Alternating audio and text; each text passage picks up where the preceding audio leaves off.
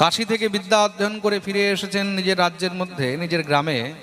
চারদিকে খুব চর্চা হয়েছে বলে এই ব্রাহ্মণ কুমার কাশী থেকে বিদ্যা অধ্যয়ন করে এসেছেন, খুব ভালো বিদ্বান, খুব ভালো পণ্ডিত হয়ে এসেছেন।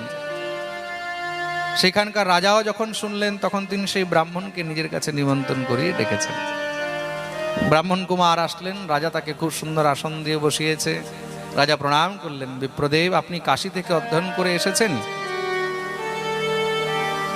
আপনার কাছে আমার কিছু জিজ্ঞাসা আছে। রাজা নিজের জিজ্ঞাসা করলেন, ব্রাহ্মণ তার সমাধান করলো। রাজা খুব আনন্দিত হয়েছে।